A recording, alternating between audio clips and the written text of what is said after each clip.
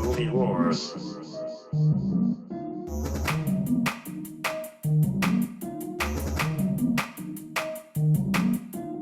Ladies and gentlemen, welcome back to the Movie Wars podcast. Woo! I'm Kyle. I'm Seth, and once again, we have my lovely roommate, McKenna McFadden. Hello, hello. So glad you're here. As a quick reminder, the format of the show goes as this. We go through film history. We're going to talk about randos, which are the most interesting things about the movie. And we're going to do the questions, which are just questions that we use to generate great convo. And we finish out with the war zone, which is just rapid fire scorecard. Yes or no, do we dig it? Remind us of who you are. Hey, I'm Seth's roommate. I also have a degree in film and television from NYU. And I also work for a major sports entertainment company in music licensing. Is there a battle? You know how there's like East Coast, West Coast hip hop? Yeah. Like UCLA Film School versus NYU? Absolutely. There's like, 100%. really? Absolutely. Throw AFI in there, too. Really? Yeah. I've always wondered. It's just a very different, I think it's a very different approach to filmmaking, like New York filmmaking and like LA. Mm-hmm. Like Once Upon a Time in Hollywood is very LA. Yeah. And Tarantino, I think, is more LA. Yeah. And Scorsese's more New York. Oh, 100%. Yeah, Marty. Insane. Marty. Queen specifically. But yeah, there's a rivalry. There's a vibe there. That's interesting. One of my favorite UCLA film school facts is that Francis Ford Coppola went to film school with Jim Morrison. Oh, Wow. nice. Yeah. I also didn't know Jim Morrison was in film school. Yep. That's where he met Ray Manzarek. Hmm. Yeah, the keyboardist. I'm a huge Doors fan. Very wild. Very wild. That's cool. And do you feel like what do you see a lot of like with your film degree? But did that alter your appreciation of movie, or do you think it's more mechanical, but there's still like an emotional element? Kind of like with me, like when I meet people that went to school for music, there's like the commercial, the technicality, the music theory, but then there's the actual expression, the emotional aspect of music that can't really be taught. Like, do you feel like there's a difference? For sure. I mean, it brought out more of the magic of filmmaking. Okay. And like the movies that I'd fallen in love with growing up, you never know fully the details of how things are made. And then once you're in the kitchen, it's fascinating, and it brought out a renewed love of filmmaking. I mean, obviously, I spent a lot of money for that, so I better have loved it. It's magical. That's cool. NYU, ladies and gentlemen. That's in New York. In case you didn't know. In case you thought it was New Yearland. I'm just trying to think of an NY that's not New York. It's in New Year's Eveville. Damn it. I once again exposed my genius on the microphone live. Training Day. Yeah, clip it. Training Day. I am so spoiled. 3 of the last 4 movies we've covered have been in my top 50. This is one of them. Kind of a weird outlier. We talked about what movie did we record? Oh, we did Flatliners. Yeah. Flatliners is similar. Not there's only one similarity, not in terms of how it's made or what it's about, but I mean, tonally. Yeah. This is on the tip of a new decade. Yeah. And Flatliners was a 1990 film made in the 80s, produced in 89, and in some ways felt like it was kind of creating a path for the 90s, but was still very much an 80s movie. Yeah. And this movie is on the end of the 90s. Kind of entering what I call like the Michael Bay 2000s weird Nickelback period for filmmaking. Wachowskis.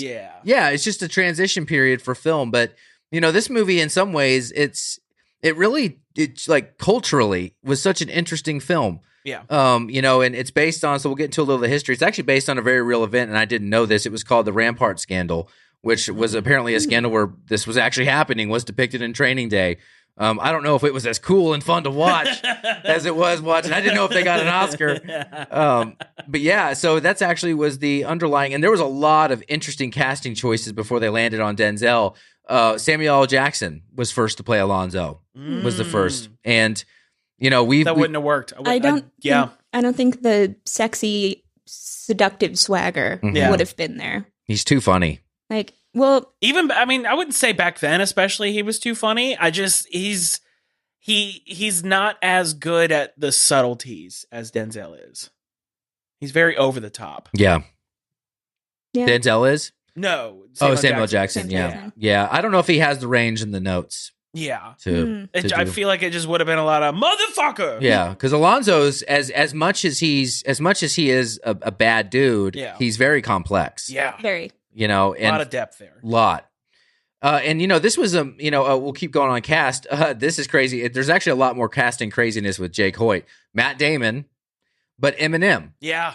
Yeah, Eminem was, and he turned it down to focus on filming 8 Mile, but Eminem he was actually the front runner before. Oh, that's crazy. They landed on Ethan Hawke. I don't think he would have pulled it off well. I don't think the character would have been fundamentally different if Eminem was in that spot. Oh yeah, I think good. I think Matt Damon probably would have done pretty well at that time. I agree. Like a young Matt Damon. Yeah. Hoyt needs to be, to me at least, like more of a baby face sort of character, and I need to believe that he's this young rookie cop who is a goody two shoes and is deflowered throughout the film. Yeah, for all intents and purposes. And I don't think Eminem I don't think Eminem could pull that off. Yeah. He's just too harsh of a person. I just don't see 8 Mile was great because he was Eminem in it. Yeah. I just don't see him as a guy with range. No. In every interview I've watched, he's the same. Like, I tried to kill my girlfriend, but I'm better and sober now. It's just his best role was playing himself in the interview. Yeah. Where he comes out as gay. It's a great moment. Yeah. No insult to Eminem. I mean, he's top 5 hip hop artist of all time. That's incredible. Yeah. But as an actor, and this was originally directed by David Guggenheim, who had won an Oscar for An Inconvenient Truth. Okay. But Fuqua was brought in because he was close friends with Denzel Washington. Okay. And so they liked the synergy between those two. And there's a lot of interesting facts about Denzel taking this role, because one of the issues that he faced is that the NAACP did not want him. They actually pushed back on him taking this role because of him playing Malcolm X. They looked at him as a guy that played really good, strong, good guys and important figures in movies. And he had never played a bad guy. And so not only does he decide to play a bad guy, he plays a really convincing, really good bad guy. And this isn't my perception, by the way. This is just this. You'll find this in research. They didn't want it to reflect negatively on the Black community. Yeah. Because they looked at him as an important figure to Black creativity. And for him to play this role, they felt like it would be a knock on the Black community. Right, because he had been playing Malcolm X, etc., powerful, particularly Black characters. Yeah. Mm-hmm. I do find it interesting that they made the bad guy Black in this situation, because I feel like if this movie was made today, it would have 100% be switched. Yeah. The rookie would be a Black guy. The evil person would be a white guy. And I feel like it could have been a very different movie if that had been switched. Was there a historical reason why? Like, did the guy that this was technically about, was he Black? Like, do you know of any reason why? I didn't dive into the Rampart scandal too much. Yeah. But I don't know. Maybe. Okay. Because it's just, to me, like, just thinking about Hollywood culture, it's just a very different decision than I think most people would have made. Yeah. Today, especially. Yeah. Yeah. Yeah, I don't know. And, I will say this, and I'm actually looking forward to adding my perspective, because I was raised by a narcotics officer, an undercover narcotics officer. Bad dude. I mean, really bad, completely psychologically broken by the job. And, died heroically in the line of duty. Yeah. As in, throat cancer from, drinking alcohol and liver failure and falling asleep with Copenhagen in his mouth for 20 years. Line of duty. Line of duty. But sorry, I don't mind shitting on him. But not to talk about my shit. Let's talk about Denzel Washington shit. But it's, I watched this and there's a lot in it that I resonate with. Yeah. There is just this. My dad, one story I think of is my dad would come home late from either stings or philandering. You never knew which one. So a good equal balance of both. Sometimes he was doing both. But, he would do late night stings. He was pretending to be a drug dealer or pretending to be someone who bought drugs. And my dad looked like a drug dealer in my old childhood. He had long hair, piercings, but he would wake up from sleeping all morning and the TV would be on and Cops would be on. Remember Bad Boys? Yeah. And he would be so pissed, be fucking pussies. He'd be like, because, he felt like there was just they didn't have skin in the game, which obviously patrol officers, very dangerous. They get killed all the time. It's a very dangerous job. But as a narc who is hanging out with the most dangerous people on a daily basis, you have to have a certain numbness, a certain personality to do that job, to be an undercover narc. And so when I watch this movie, I think I could see how you could get here. And it doesn't take long. No. It doesn't take long to go from probably Alonzo was a good guy at one point to sliding into darkness. Well, he kept saying the whole movie that Ethan Hawke reminded him of him when he started. Yeah.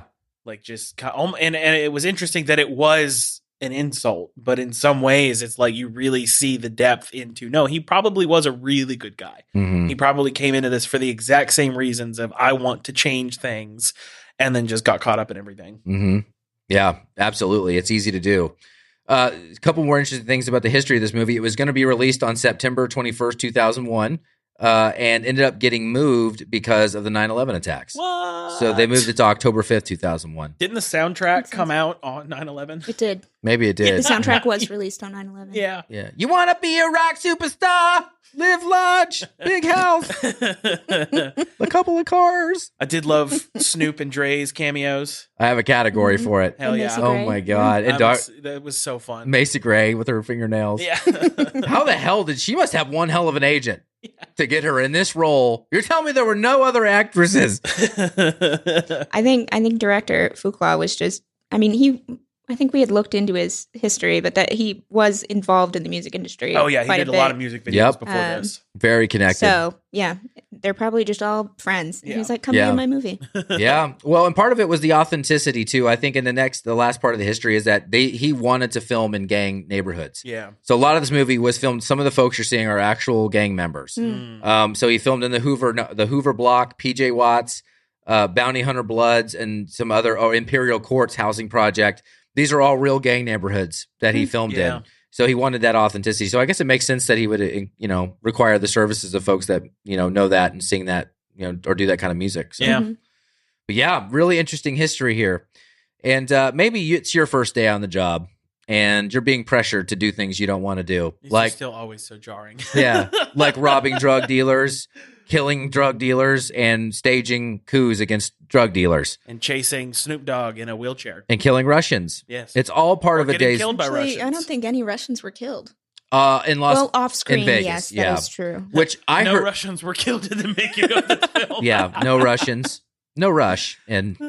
but anyway, after a long day of training with a crooked cop, you need a podcast. You need to kick back with a beer and listen to Movie Wars. In fact, I would bet you that Denzel would not have been the way he was if he had been listening to Movie Wars when he wasn't dealing with people. I know. You just need to chill out. Yeah. Just do your job. Don't get crooked. Maybe get a side hustle and listen to Movie Wars. Yes.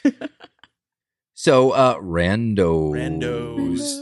There we go. One of my favorite things, we've had a couple of randos like this, but one of the things that they did for the poker scene, which is probably my favorite scene, Yeah. with Smiley and the guy that's from Breaking Bad, the incredible, I'll have to pull his name up later, but the director was giving different actions to the other guys. So the gangsters, he was telling them what to do in the movie, but he wasn't telling Hawke anything. So he excluded him, and he wanted him to react and and have tension and be surprised. So yeah, all those actors were getting instruction except for Ethan Hawke. Nice. So his reactions are very, very real. Hell yeah. That scene is amazing. Smiley. Oh yeah. Holy I feel like I would have shit. told him that those were actual gangbangers. Yes. And just to be on your best behavior, and then they just start going ape shit. And as much as the NCAA it's the NCAAP or is it the NCAACP? I'll correct that in post. One of them, as much as that was an issue, this actually was a celebration for Latino actors. Yeah. So this movie was actually celebrated for featuring a lot of great Latino actors, and actually Latino representation was a huge deal here too. So even though they're all criminals, Yeah. but Hey, Eva Mendes. huh? Eva Mendes was Yeah. not a criminal. She wasn't, True. and this was her debut or one of her early films Yeah, definitely very earlier in her career. before she married Ryan Gosling. Are they still married? I don't know. I think they have a couple of kiddos. They must be ugly kids. Yeah. Gotta be. That's how that works. That's how that works. Two rights make a wrong. I will genuinely say though, we talked about this last week with Once Upon a Time in Hollywood. This is another movie where the supporting cast is really who sold the main cast. Yes. Because again, both Denzel and Ethan Hawke did an incredible job, but if everyone else had kind of phoned it in, I wouldn't have believed it as Yeah. much. Every single person on camera sold everything 100%, and it's so good because of that. Terry Crews as a silent bodyguard. Loved it. I literally was like, "Oh shit, it's Terry Crews!" And he's huge. I recognized him from the back of his head when he was up clapping for the pigeons. I mean, he's always been huge, but he is huge. Yeah, I think he's fresh off the NFL in this one. I think so. Yeah, is it his first? I don't know if it was his first, but he definitely was close. He looks close to the NFL here. He was an NFL. He was a Redskin. He played for the Washington Redskins. But yeah, last one, and this is the craziest thing of all. The King Kong ain't got shit on me line ad-libbed. Oh, nice. Complete improv. That was a great line. One of the most, important lines in film history, honestly. Like a lot. That may have what got him the Oscar because it's like he was living that moment too with the speech. Second movie. It's a great speech. Terry Crews' second movie. Okay. First one was The Sixth Day with Arnold. Oh, okay. Michael Rappaport. That's coming back to me now. Yeah. All right, the question. If you were in a prison, would you rather have Smiley or Sniper at your back? Oh. Sniper is the... Sniper was... He was the one. Have you ever had your shit pushed in? Oh, the Jesus crazy Christ. one. Yeah, no. Yeah. I'd have Smiley. Played by Raymond Cruz, who played Tuco in Breaking Bad. But this is on your side, right? This is who's backing you? Yeah, Yep. see, I would go for the crazy one. Who's on your back and who's got your back and who's in your back in prison. Yeah, Sniper, I would want to have my back because he's batshit crazy. Yeah. People get scared of that. But at the same time, the subtle scariness of what's the other guy's Smiley. name? Smiley. Oh, that was that was scary. I would trust Smiley to do some shit. Yeah. And like really plan it out. Yeah. He's the brains. Yeah. Shout out to Cliff Curtis. So good. Incredible as Smiley. The phone call with his cousin was perfect. And I very much love, even though she was like screaming the gang name when that whole moment was happening, I love how you kind of feel like it's not actually going to come back. Yeah. And then it comes back in the best way possible. It does. You go to school today? Yeah. Maybe it's the mustache. I feel like the mustache should get a separate IMDb credit. Yeah. Then same as Kevin Bacon's hair and Flatliners. Yes. That scene. And, I say this a lot on the podcast, but there are just scenes and supporting actors that just have no business being as good as they are. Yeah. And that was one of them. The movie's already got me. Yeah. And then they just somehow in the last 15 minutes kick it up another notch. Yeah. I'm like, holy shit, we're in a new gear now. And I love it when that's one of the great indicators of a great movie. It's just you're already in, and then it's somehow they, without making the movie overlong or changing the believability. Yeah. And the fact that Alonzo abandons him and that was his plan to kill him. It's like, you passed, and he's trying to act like he didn't try to have him killed. I know this is a tough one. I relate to Sniper. I've never been in a fight, and people tell me though, they're like, I wouldn't want to get in a fight with you because I just think you're crazy. I don't think you're a good fighter, but I'm dirty. No, I just think I'm the guy that would smash a beer bottle on my own head and be like, woo, let's go. And you're like, maybe I don't want to fight this guy. Yeah. I'm all bark, basically. And I think that's kind of what Sniper is. I think Sniper's probably actually a pansy. Yeah. But he's like, oh shit, and I think overcompensating for a reason. Smiley is a guy that he's gonna be the business guy in prison. Yeah. He's gonna be the one selling cigarettes, sneaking drugs in somehow. Running shit. And you want to be on his good side. Yeah. Yeah, so Smiley. That scene. It's such a good moment. When I wrote this question down, it felt controversial. I'm going to compare it to another movie in my top 50. Okay. We talk a lot about movies that are very much the city they're in. Yeah. Drive in LA. Yeah. Flatliners in Chicago. What's the better LA movie? 2 movies in my top 50. What's the better LA movie? Training Day or Heat? I haven't seen Heat. Oh my God! Neither of you have seen Heat? Yeah, No, so I I'm can't answer sorry. that. Oh my God! Cancel the podcast! Cancel the podcast! You've had a year to suggest it. Is that the Melissa McCarthy movie? No. Robert De Niro, Val Kilmer, Al Pacino. I know the movie you're talking about. Directed by It's Michael not. Mann. No, very different movie. Future Kyle, cut this shit from the podcast. No, All right. keep it in. Collateral. No, but you've seen Collateral? No. You've seen Collateral. With you, yeah, for this, yeah. Okay. What's a synonymous LA movie? I mean, Drive. I see. Yeah, these tonally, they show very different sides of LA that kind of would overlap in the Venn diagram. But yeah. I actually think I like this one a little better. Just as far as its LA representation, both really get the kind of like sweaty, dirty side of LA, but Drive is definitely a little more neon romanticized. Yeah. So this, I feel like really, I mean, especially back in 2001, like this really took you into the nitty gritty dark side of LA. What's crazy is Denzel won the Oscar for this role, for Best Actor. But there was another movie, and there was a little bit of tragedy. there was a little bit of God, what's the fucking word? Controversy. God, dang it.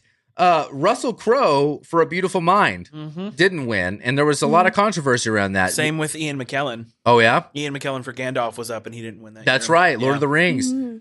Was this the right Oscar that year? You know, A Beautiful Mind is one of my favorite movies ever made, and Russell Crowe did some incredible stuff in that movie. This, it's a whole other level. Like, I think in some ways it's a little easier to kind of play that fantastical version of the character that Russell Crowe played in A Beautiful Mind. Very well done movie, but his performance is not necessarily what sold that movie for me. Denzel's performance in this is genuinely what sold so much of this movie for me. So I think it's justified. Also, welcome Harrison Ford to the couch. Hey, Harrison Ford, the cat, for those listening. What do you think, McKenna? I haven't seen A Beautiful Mind. I'm apparently a pretty shit film student. All right. There's a lot I haven't seen. You saw Lord of the Rings, though. Of course. Of course. Okay, so what's his name? Ian McKellen. What about versus Ian McKellen? For the year? I mean, probably Denzel. Yeah. I mean, sure, Ian is incredible as Gandalf, but I don't know if it's necessarily an Oscar-winning performance. Yeah, I think if anything, he really shone more as Gandalf the White in Return of the King than he really did in Fellowship. Because he's only in Fellowship for half the movie. But yeah, Denzel. Yeah, I think this is perfectly earned, and I think it's actually pretty incredible because a movie like this usually isn't in Oscar contention. Yeah, because it's got action elements to it. It's a cop movie. Very stripped down movie too. Yeah, like it's not the kind of because you compare this movie to A Beautiful Mind, and A Beautiful Mind is such larger scale, and it's a period piece, and it hits on a very particular historical figure. Like it has all of the makings of an Oscar bait, kind of, but before Oscar bait really became a thing. Like this kind of, I feel like, set a little bit of the formula for the Oscar bait genre. I feel like most of the movies like pre 2005, 2006 that were winning Oscars were kind of setting the stage for, here's the formula to win an Oscar. Which is the dumbest thing ever. Yeah. It's like, how can we make an Oscar? Okay, movie? we have to have Nazis, and we have to have Jews. It has to be World War II, and there's equal representation. There's so many sketches I've seen about how to make an Oscar-winning movie. Yeah, I think this is. Yeah, I just think this is so. And every time I watch it, I catch little things about his performance. Like even when he's not speaking, he's just. And then, stopping in the middle of the intersection, making that was so good. PCP. That was so good. I didn't know he liked to get wet, though. Germ. And he names every name for PCP. Does. Yeah. Just incredible. That's why I rarely smoke things that strangers hand me. No, don't do it. Don't. Say no to drugs, kids. Yeah. Yeah. And PCP is a wild drug. Yeah. That's the drug that when cops shoot people 8 times and they don't move, they don't act like they've been shot, that's PCP. Yeah. So... yeah, great for studying for exams, though. No distractions. Just kidding. Don't do drugs, especially PCP. Alternate history question here. How would this movie have been if Eminem played Jake Hoyt? Would it have been a cult classic or would it have been a disaster? I think it would have been a disaster. I think he's too harsh to play that character. If anything, I could have believed him more as Alonzo, but I could not in any way believe him as a newbie, like you said, baby-faced rookie cop that's trying to do the right thing. The only other person I think that might have been able to pull this off well, and I know you kind of disagree with me, but Paul Walker, who was in the running for the role, I think he could have pulled off a version of this character that would have been believable. It definitely would have been different than Ethan Hawke, but I think it could have worked. Now we're talking about Eminem playing against Denzel. Yeah, if it was him Hoyt. instead of as Jake Hoyt, yeah. Okay, when Denzel was on the project? Yeah. Or if it was Eminem and Samuel L. Jackson together. God. Then it's Rush Hour. What a crazy movie Very that would different have film. been. Then it's literally Rush Hour. You might as well get Chris Tucker in there. Eminem goes on PCP and just starts talking at 1,000,000 words a second. I gotta get this PCP addict off my motherfucking plane. I don't think I would have sympathized with his character as much if it had been played by someone a little more harsh, like Eminem. Yeah. Mm-hmm. Yeah. I guess I also don't think it would have been a disaster, Right. but I think it would have just probably faded into obscurity. Yeah. Mhm. Would have been a vastly different movie. Yeah. Yeah. I for me, just doing this podcast, Eminem's name comes up way too much for comfort to me. We have covered so many movies in the last 5 years that Eminem randomly comes up with, they were going to consider Eminem, or Eminem was like one of the running top. I'm like, why? I mean, he was. What has he done? He was the #1 guy in music at the time. I know, but And then 8 Mile happened, and everyone was like, his performance was great. But like you said, he was playing himself, Yeah. basically. yeah, it's awesome when you get to play yourself. Yeah. It's like, all right, you be Eminem, everyone else, I'll give you your acting cues. You just keep being you. Yeah. You put your girlfriend in the trunk. Weirdly, I think Machine Gun Kelly actually has more range than Eminem would have. Mm-hmm. Because I've seen him in a couple of projects, and he's actually not bad at all. Yeah, and well, this is actually the perfect segue into the other question is we have a lot of music cameos here. Yeah. And they are interesting. Let's talk about the worst. Was it Dr. Dre? Was it Macy Gray? Or was it Snoop? Who really plays the worst note here? I don't think any of them stood out as bad for me. No. I thoroughly I thought they were enjoyed okay. both Dre and Snoop. You think I don't know who Macy J is. Macy Gray? Macy Gray. I try to say goodbye and I choke. I try to walk away and I stumble. And I try to hide it. It's clear. The whole world crumbles when you are not here. You don't know that fucking song? No. Beautiful. Let's just review. That was beautiful. Let's review the last 10 minutes. You don't know. You haven't seen Heat. You haven't seen Collateral. You don't know who Macy Gray is. Am I fucking old? Yes. Yeah. Oh, God. Very. I mean, I know of Macy Gray. I've never heard the name. I will say though, She played the one with the warrant. Macy Gray is the yes, one. she played Sandman's wife. The one. Let me see that warrant. Sandman's wife with the crazy nails. Let me see that warrant. Yeah. Yeah. None of them stood out as bad. I loved every single one of them in their respective You spots. didn't think Dr. Dre was awful. Not at all. Oh, I dear mean, God. I wouldn't say he's an Incredible. actor, Yeah. but he was fine. For his It role, didn't he stand did a out good as like job. awful. It It was just kind of pleasant to see, like, oh, hey, that's Dr. Dre. Here's how it is for me. I think I put this movie in my top 50 because it belongs here. But then I think Dr. Dre and Macy Gray. Horrible. Snoop did great. Snoop is great. Yeah. But Snoop is always great. And he was perfectly cast. And I love that eventually you find out that, he put him in that wheelchair. Yeah. That's crazy. Yeah. How do you think he got in that wheelchair? But I don't know why, but this sounds like we experienced this two very different ways. I actually think Dr. Dre and Macy Gray almost ruined this movie. Like, if I had to pick something, I couldn't disagree more. they're horrible. I don't know how Macy Gray's agent, like, there had to be other actors.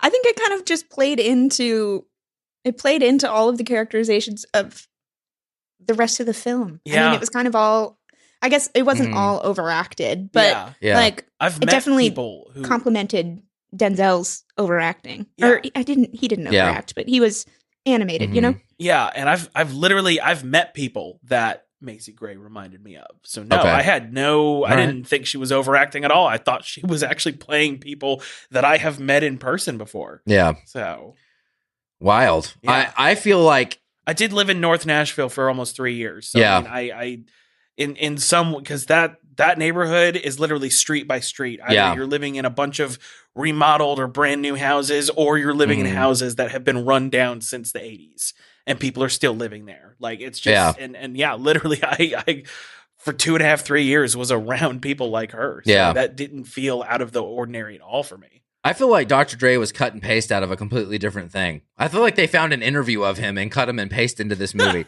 I feel like the minute he starts talking, I'm like, he's in a different movie right now. What other hip hop icon would you have preferred? Oh, Yeah, DMX. let's flip the Roll. question back on you DMX. DMX. Yep. Hmm. Rest in peace, Okay. Mr. Simmons. Ice-T. Ice-T has proven to be at least he's had a long acting career. I guess maybe, I guess if I'm thinking of his entire film filmography now, and then him playing that, maybe at a younger age, could have been different. I think, though, I might have found it funny. Ice-T? Yeah. Ice-T's old as hell already in 2001, though. He's already been on CSI for... I mean, he retired from hip-hop, I think, in like the early 90s. That's a great question. Those two come to mind. I think DMX would have been awesome. And DMX was... I mean, he was supposed to be... Remember the Crowe? Oh, yeah. Wicked Prayer? He was supposed to be a lead in that. If he would have gotten that, maybe... Or just an actor. Yeah. You know, I know Fuqua is a director of music videos, but maybe just an actor. Right. Just any other actor. Yeah. You know? I mean, maybe Dre just really wanted to be in a project of his. Maybe. Yeah. And so I mean, I love he listening. found a role for him. I listened to Dre. I don't know. That's kind of crazy. I kind of thought I came here like we're going to shit on Dre, but y'all. No, I didn't think it was... Okay. It didn't ruin the film, or Yeah. nearly ruin the film. It wasn't, and I mean, yeah, like you said, it's not like an Oscar-winning performance, but at the same time, no, it never took me out of the movie. Yeah. Yeah. The part of it that took me out of the movie was just, oh, hey, that's Dre. I'm like, that was it. Yeah. Nothing to Like, do with his performance. Oh, that is Terry yeah. Crews. yeah. Yeah. I'll give you that. There's definitely a cachet there. Yeah. And I think because Dre has so much cred in that world Yeah. that it maybe was just like, we just easily accept it because we know who Dre is. Yeah. So I can see that. I can see that. Okay. Go ahead. I'm realizing you said you were talking about Ice-T. You In thought my Ice head, I Cube. was thinking Ice Cube. Oh. And I think, no, Ice-T Yeah. could probably do it and do it really well.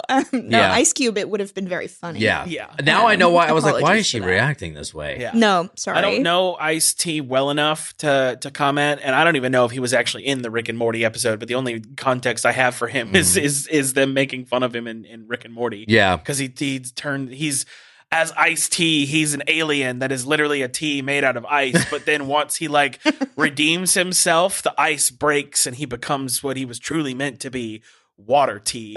Oh my God. So That is such an inside. It's That so is some inside baseball if I've ever heard it. That's yeah. I mean, the irony of Ice-T is he wrote the song "Cop Killer," which was a huge controversy, and then he played a cop on CSI or whatever, Yeah. some Yeah. TV show for Well, wasn't that Ice Cube that was on CSI? Ice-T. No, I think Ice-T has his own cop show that's like CSI. Is it? Because I think Ice Cube is actually on CSI.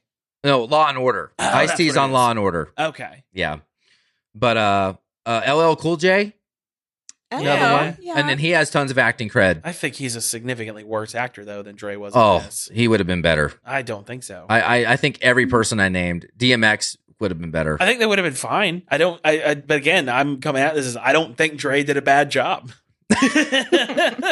Have y'all seen Heat? Just kidding. No, I'm just kidding with you. And lastly, all right, last question. We always close out questions with who won or what won the movie for you. Who won or what? Or sorry, who lost or what lost? I think I know who and what lost the movie for you. I try to say goodbye. Oh my God. I think there really wasn't much that lost this movie for me. Like I thought the writing was outstanding. And I think the thing that really sold the movie for me weirdly was actually Ethan Hawke in this. Like I think if his character hadn't been perfect, it would have made Denzel feel weirder than he was. Like you had to get that balance and that dynamic perfect. Otherwise, the rest of it would have fallen apart, no matter how good one or the other was. So I actually think Ethan Hawke kind of, I'm not going to say saved, but really is what complemented what Denzel was trying to do. But yeah, I really don't think anything lost the movie for me. I mean, I guess it is always tough to see like kids involved in like the violence that's on screen, Right. but at the same time, it's like it makes sense. Like it's Yeah. the world Reality. certain people grow up in. So it's like that was hard for me to watch. But again, I don't think there Yeah. was really anything that lost the movie for me. And then Alonzo uses his son as a bargaining chip Yeah. at the Holy end of the movie. shit. I was like, nice guy. Yeah. Great guy. Yeah. Nice little shotgun, though. Swivel under the bed. Yeah. Kinda That cool. was dope. That was kinda cool. really cool. Yeah.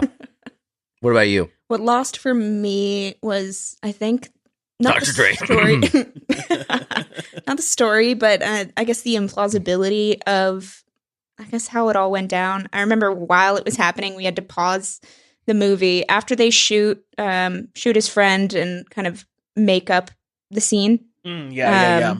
I'm forgetting the character's name. Roger? Yes. Yeah. Roger. Played by Scott Glenn from Silence of the Lambs. Yeah. Yeah, so after they had shot Roger and then all of that happening, we had to pause it so I could work out, like, okay, wait, how is this happening? Yeah. And how is this actually going to play out? Because it just did not seem plausible. It just was hard to believe that it would play out that way. I don't know. Like, You mean when they're like structuring the, like talking about how he shot him in the door? yeah, and it's like, well, then why is the kitchen already dug up if you immediately run in and get shot and then the other guy gets shot and killed and then you went in and dug up the thing but then didn't call back up as things were happening? Like, that's all... Yeah, it gets a little convoluted. It's all murky and convoluted. And then the Russia thing becomes a backstory. Yeah, and that's just kind of like there. It's a tad rushed. Yeah, like acting. Yeah. It's a very well acted movie. Mm-hmm. I could have done with a different plot, but Right. it also, like, it wouldn't be what it is. You wouldn't have that betrayal and the turn without kind of that grandiose implausibility. And the meeting with the wise men is the only time you see Alonzo not confident until he's about to get shot. Yeah. And whenever the ending, obviously, because his whole thing is unraveled, but it's the first time in the movie you see him not be the dominating force. Like, you can tell he's the bitch in the room. Yeah, and it's wild to me. And Denzel, Denzel really plays that really well. Oh, definitely. Yeah, I mean, he does everything well here, but that's interesting. And what won it for you? The acting. Oh, acting. sorry. Yeah. Yeah. What lost the movie for you, Kyle? There are other actors, and there are paid actors and people who act for a living who aren't famous rap artists who could have played these roles. It's so funny that we see that so differently. I think it's just a glaring flaw in an otherwise almost perfect movie to me. Here's the thing. I also just have a thing about cameos, and maybe it's stupid. I would make this akin to your Revenant thing about people almost getting killed. I hate it. Now, sometimes there are great cameos. Like Pete Yorn is randomly in the Martin Scorsese movie, the Moon, the Killer Moon. Killer of the Flower Moon. Killer of the Flower Moon. Pete Yorn's in it for like 3 minutes and he barely says anything, but Pete Yorn, that's how he is in real life. He's an incredible musician. It's great. I loved it. And it was very brief. Dr. Dre, I get too much time with him here. And there are lots of other actors. I don't know. Now, if they're going to do a cameo, like, do it. Like, do a great job. And Snoop did a great job. Yeah. Mm-hmm. In fact, Rando that didn't make the final cut, his fans made the filming very hard because his fans, there were hundreds of Snoop fans just waiting outside where they were filming because they knew Snoop was in there. And they had to, like, keep him off the barricade and, like, they had to, like, go away. We're making a movie. Yeah. And so, shout out to Snoop fans. This is pre-Snoop Lion. I forgot about that. Does he go? Is he back to Snoop Dogg? He's back to Snoop Dogg. Yeah, Snoop. Yeah. Snoop Lion's mane. Yeah. It's for focus. Nootropic joke. I know. Now I feel guilty for hating it so much. But what won it? Oh, I mean, so much. I just cannot believe Denzel. Every time I watch this, it never loses its sheen to me.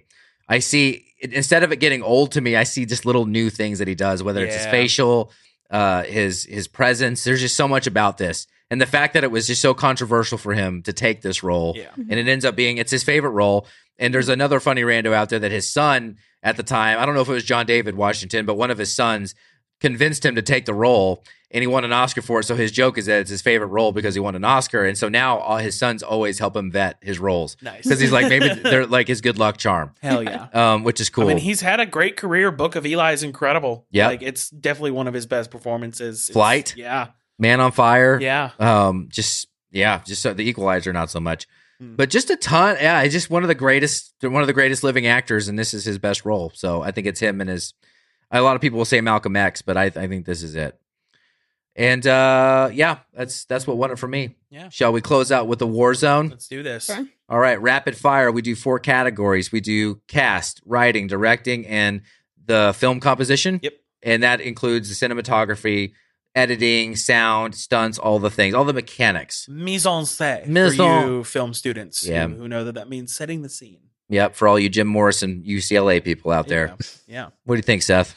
It's honestly just gonna be yeses across the board. Acting, everyone did a great job, including Dr. Dre and what's her name? Macy Gray. Macy Gray. I liked them. They were great. This guy, he doesn't know what he's talking about. Writing, absolutely incredible. The fact that you had stuff set up near the beginning that you didn't think was going to come back, but you also kind of figured it might, and then it did in the best way possible. And in a lot of ways, a very unexpected way that they came back around, I think is so good. Directing, clearly this guy. Oh, by the way, I think we need to shout out David Ayer, who did write this movie. This makes me believe that there is a good movie that he shot when he shot Suicide Squad. Oh, yeah. And that Warner Brothers completely ruined it. So release the Ayer cut, James Gunn. Uh-oh. You heard it here. Watch out when Seth gets into alternate cut territory. But, so, good job, David Ayer. Great, actually, writing filmography he's had. And this kind of became his thing. Like, he did End of Watch with Jake which is so good. Yeah. Like oh, my God. He was really great with this cop flavor. Yeah. Yeah. So, directing, I think Fuqua, that's his name? Fuqua. I think he did an incredible job. Helped really nail all the subtleties of what was going on that needed to be portrayed without feeling over the top. And some of the best cinematography I've seen from this time period. Yeah. Like the late 90s through the early 2000s was a very experimental time with cinematography. And I think this took a very grounded approach to experimental cinematography. So I think it did an incredible job. The sound design was great. The music really portrayed the mood so well. Like everything about it was amazing. So it's yeses across the board for me. Bam. Wow. It's a good day for movies. It is. What do you think? Wow. Wow. Dr. Dre. Okay. Directing, my overall impression of the film is that, sure, it is a well-made film and good, but I don't know if I would write home about it or if I would ever watch it again, just out of enjoyment. She's saying you're an idiot for having it in your top 50. Who are you writing at home about this movie? In Jacksonville. People just pining for that letter. I think she finally watched Training Day.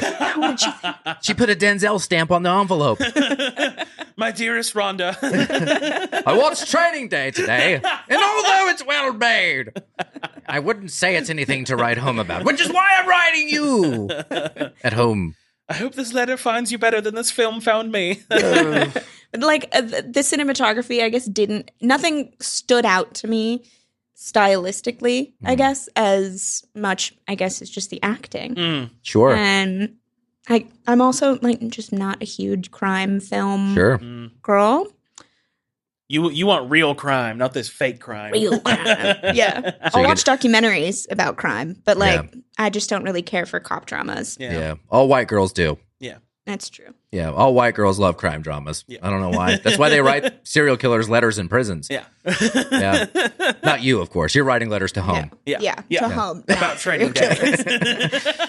So are you going to go no? I don't know why, but I'm kind of cheering for you to go no. We've had a really positive day. I feel like somebody needs to be shit on besides Dr. Dre. I mean, it's kind of hard to shit on this movie because it is a good movie, but I think it's lacking kind of in story and writing, perhaps. Dialogue, yeah. And it's, again, I think, though, that's probably just the acting. Yeah. Go no. Holy shit. It's going to happen. I don't know what I would go no on. Writing? I guess Let's no. take it. So cast? Yeah. What do you think about cast? Yes. Big yes. Okay, writing? Yeah, it was a good cast. Writing, No. Squeak under. a squeak under no. Okay. There we So go. it's not a full on. Yeah. Okay. Yeah. Directing. Antoine Fuqua. Again, good. Yeah. A squeak over, yes. Serviceable. I guess nothing. It's not a film where I would see it and be able to identify that's a Fuqua film. Fair. Mm. Fair. And granted, I haven't seen many others of his films. Yeah. But it doesn't feel very distinct to me. Mm. So a And touch then under no. composition. A touch under no. Okay. Okay. So- Cinematography, composition of the frame, it was very real and gritty, Yeah. I guess. Very, very realistic, and grounded in realism. But And I mean, a lot of that definitely came from shooting in actual gang spots. right, and which I appreciate. I appreciate the location. I appreciate, the hiring or at least appearance of gang members or Yeah. just people of LA. Yeah, so I that's a guess straight I just split overall decision. didn't really vibe with the film. Yeah, It's good. I get it. But I get it. So split decision. I don't totally understand why it's in your top 50. If you heard the rest of the top 50, it would make way more sense. You have no idea. I've got art films, action films. Isn't RoboCop your number one? Number one. Yeah. But Taxi Driver's my number 3. Goodfellas is my number 2. Goodfellas, good choice. Yeah. So Great choice. you can't just nail me down to one film, man. Interesting. He hated Tintin, so we know he's all sorts of messed up. I liked Tintin, but I probably will never watch it again. Yeah. Well, if they would have put Dr. Dre in it, it would have been much better, apparently. All right. So split decision. Yes. And then I'll do mine. Cast. Fantastic until you get to the cameos, except for Snoop Dogg. It almost takes me out of it, but Denzel and Ethan just deliver here. My favorite, honestly, though, if I had to take Denzel out of it, is Smiley, as played by Cliff Curtis. Incredible. And Raymond Cruz as Sniper. I thought that scene was just incredible. The shower part, all of it, the callback to earlier, I thought they crushed it. So the cast is a definite yes. Yeah. Writing, I think the character of Alonzo is very convincing. I think there's a lot of it is over the top. But I love it. It's a feast, and the actor has to have something great to say and has to have something great to do. And I think what was written for these actors is really enticing. I think it moves. I think it's a page turner. I could see why someone would read this script and think, "Damn, we need to make this," because you'll hear a lot of great actors, a lot of great producers will say that the first thing that has to happen when they decide to invest in a script is it has to make me want to turn the page. Yeah. If I don't want to turn the page, that's a problem. Yeah. And this is, I think when you read this on paper, it's like, damn, this is a page turner. And I think it translates to the screen. In terms of directing, Fuqua didn't do a lot of, he did Emancipation, Equalizer, Southpaw, The Magnificent Seven. But he hasn't done anything as heavy as this, right? In terms of its success. Yeah.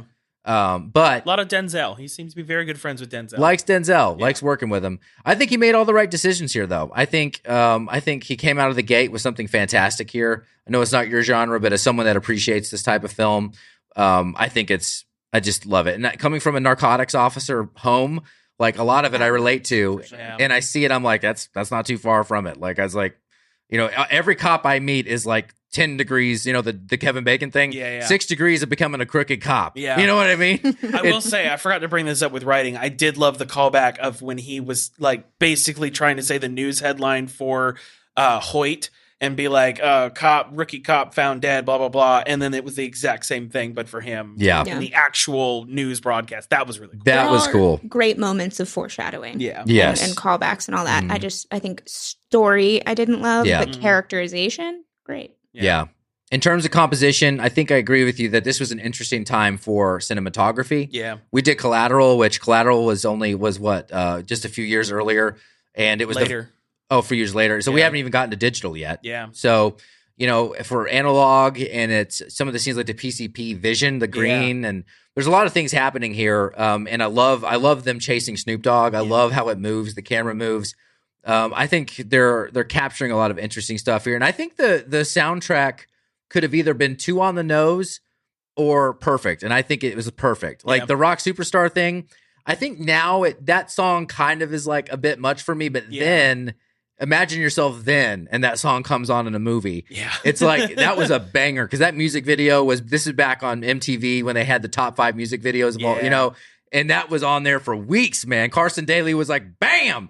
Again, there were definitely a few moments when we were watching it where I was like, oh, this has aged so nichely into the early 2000s that if you didn't realize it came out then, you would think it's a parody almost. Yeah. And the Chronic record from Dre was such a big deal. Yeah. Mm-hmm. It was everybody in my school had it in their CD player walking around. I mean, dude, that was a huge deal. Like I can't even, if you weren't alive then, I'm not trying to sound like an old guy. I cannot tell you how big of a deal the fucking Chronic was. Oh yeah. When it came out. Like the Chronic 2000, because Chronic was the first one, then they did Chronic 2000, which was just a huge deal. So this movie definitely has a place in time. And I think some of the choices of music maybe haven't aged as well, but I remember then thinking, yep, I know why they picked that song. Yeah. But overall, I give this the strongest of a 4, minus Dr. Dre and Macy Gray. Yeah, there you go. Well, that was a lot of fun. We finally got a little negativity in the room from our film student here. Hey.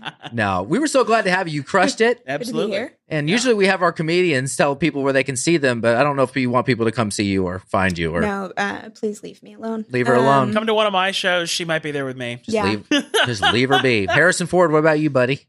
Oh, he's perfectly happy Has he never leaving ever the house. Come up on the couch? No, this is the first. He's Because- actually, welcome because I'm sitting Harrison here. Ford in the actual podcast, not just messing with the curtain over there.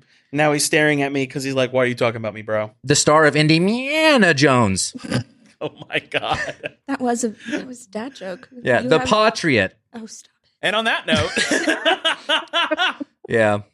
Jan Solo. oh my God. We're done. That's Kyle. We're done. I'm Seth. That's McKenna. Hey. Thanks for being here, y'all. Thanks for training Thank with you. us. The Movie Wars.